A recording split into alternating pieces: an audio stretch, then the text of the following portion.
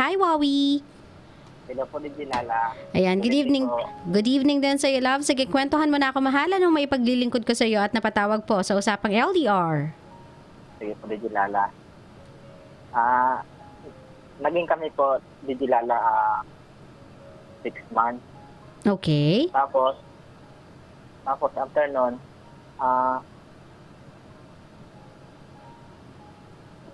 Ano? parang nag-desisyon ako na makipaghiwalay sa kanya. Pero hindi ko alam po ano ang dahilan. Parang trip mo lang, ganon? Opo, parang ganun. Pero mahal ko si Digilala. Okay. Weird, oh. Tapos, layo ka sa electric pan, love. Sorry po. Okay lang. Tapos Digilala, nung nakipagbalik ako ng walang dahilan, hindi na siya, kumbaga, nagalit siya sa akin. Tapos, after ng mga few months, na nalaman ko na nag-GM sa akin na meron siyang bago ng boyfriend ngayon. So, nabasa ko sa GM niya na bago na siyang boyfriend. Tapos, nung nalaman ko, medyo masakit sa pakiramdam. Pero, nung nakipag-break ako sa kanya, parang trip-trip ko lang naman. Tapos, saya ng trip mo, ah. Nung nakipag-usap ako sa kanya, Digilala, sabi niya sa akin, pinapasilos na daw ako, pero mahal niya pa rin daw ako. Okay. So, yung after ng mga 1 month agad Digilala, gusto ko makipagbalikan sa kanya. Tapos, sabi niya sa akin na, sorry, hindi na pwede kasi may boyfriend na siya. Sabi ko, hindi ko alam kung bakit ko nasabi na makipag-break sa'yo, mahal naman kita. Siguro, naparanoid lang ako. Yung mga decision na yun, hindi ko napag-isipan. Kumbaga, trip-trip ko lang na makipag-break sa kanya. Pero mahal ko naman siya, Digilala. Tapos, pinaka Digilala, mag-1 year na ngayon. Magka-text kami, pero wala naman kami. Pero mahal namin ng isa't isa. Oh, ba't di daw siya makipaghiwalay dun sa boyfriend niya kung mahal ka naman pala niya? So ngayon, Digilala, nakipag-iwalay siya sa boyfriend niya.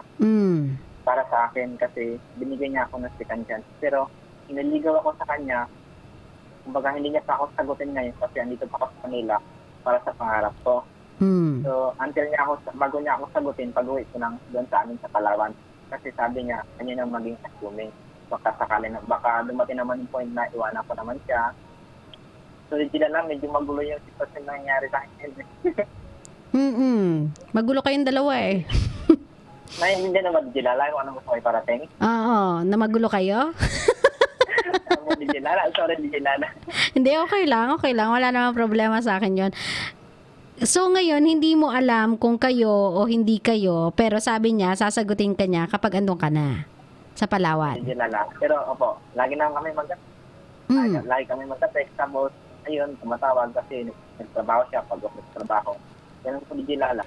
Okay. Pero wala namang problema. I mean, constant naman na yung communication ninyong dalawa. This time around, nagkakaintindihan na kayo sa text, kahit papano, sweet kayo sa isa't isa. Formality na lang ang wala. So, Digilala na, pag dito kasi ako, hindi ko maiwasan mag-isip na baka meron na siyang boyfriend, or kalimutan niya na ako. Kung baga hindi maalis sa isip ko na ganong mga pag-iisip na nangyari sa akin. Kaya lang, babe tuloy. Kaya lang mahal, ganito, no? Nung unang beses mo kasing ginawa yan, na naging praning ka, na kung ano-ano iniisip mo, saan kayo humantong? Nagpag-iwalay, break po, Digilala. Diba? Naghiwalayan kayo, nagkaroon siya ng someone else. So, kung ganyan din gagawin mo ngayon sa ikalawang beses, sa tingin mo ba, bibigyan ka pa niya ng third chance? Hindi na po eh. So, ganito na lang, Wawi. Since nagkakaintindihan naman kayo, kahit papaano naman kayong dalawa, meron naman kayong mutual agreement na wala lang, sabihin na natin, wala lang commitment as of now, as of the moment, wala lang kayong formality na kayo, pero nag-update naman kayo, okay naman yung communication ninyong dalawa, pag nag-uusap kayo, wala namang problema, di naman kayo nag-aaway. Huwag na nating gawing komplikado yung sitwasyon. Huwag na nating i-pressure, kumbaga.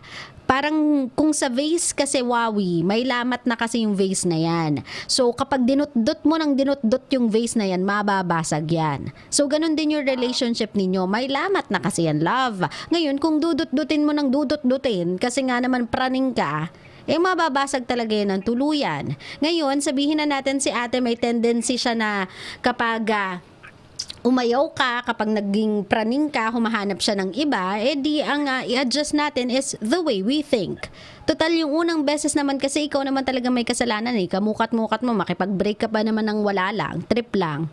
Lalang, nabitang ko lang makipag-break. O di ba? Kahit sino naman sigurong babae, masasaktan ng bonggang-bongga. Tapos hindi ko rin naman siguro masisi kung humanap siya ng someone na kumbaga papatahan sa kanya. Humanap siya ng someone na pupuno nung pagkukulang mo, nang magpapasaya sa kanya.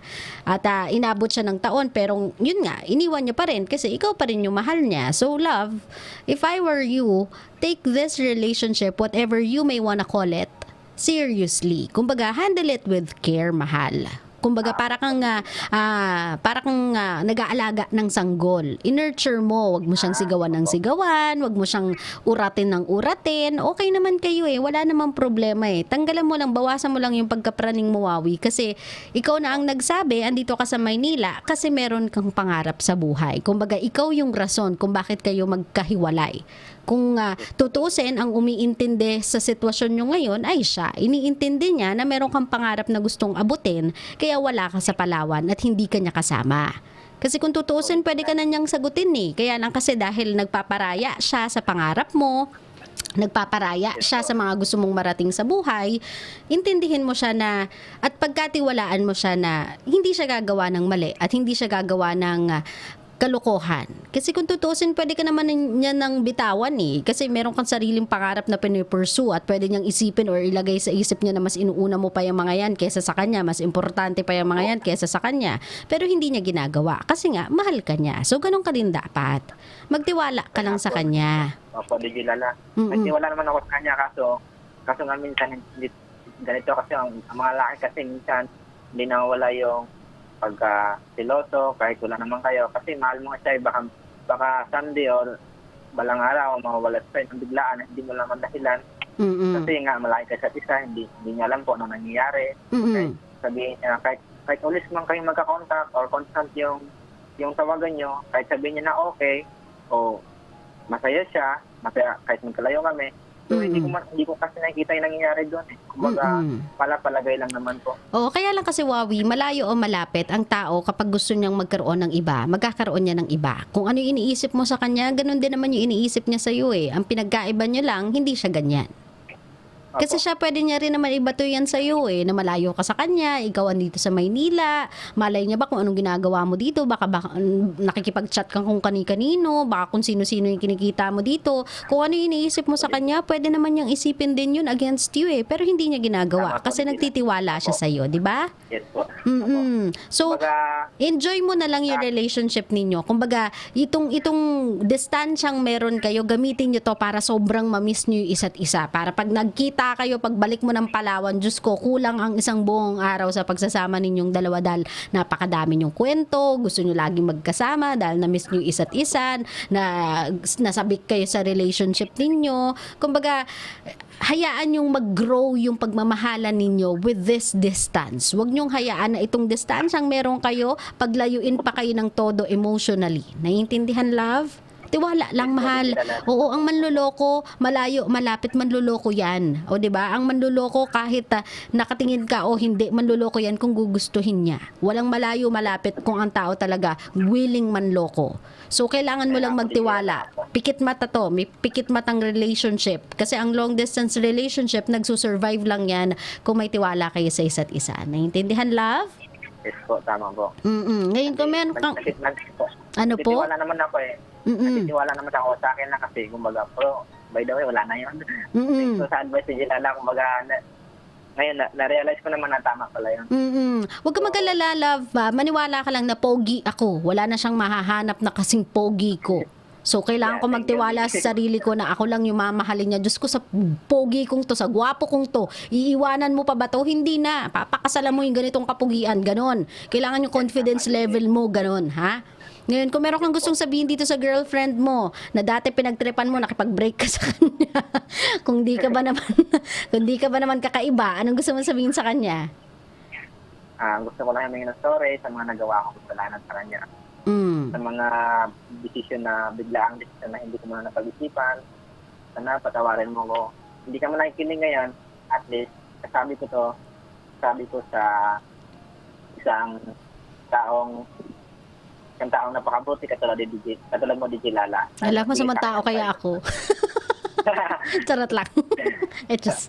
Opo, kaya thank you sa pagpatawad mo sa akin sa pagbigay ng another chance. I love you. Ay, ka-sweet naman, katamis.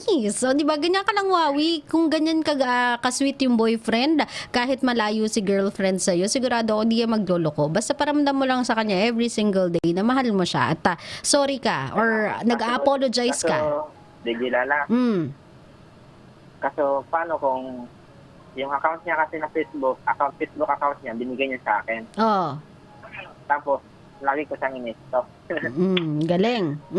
Opo. Tapos, nababasa ko doon sa may messenger niya, medyo may makakachat siya na boy, ganun. Parang ganun ba? So, minsan hindi rin mawala sa damdamin ko na baka maya, palit niya ako dito. Parang ganun po. Chat lang naman, love. Chat lang yan. Di naman siya nag-I love you, di naman siya nag-I miss you. Kung wala namang ganun, wala kang dapat ikatakot. Kumbaga, ano lang yan,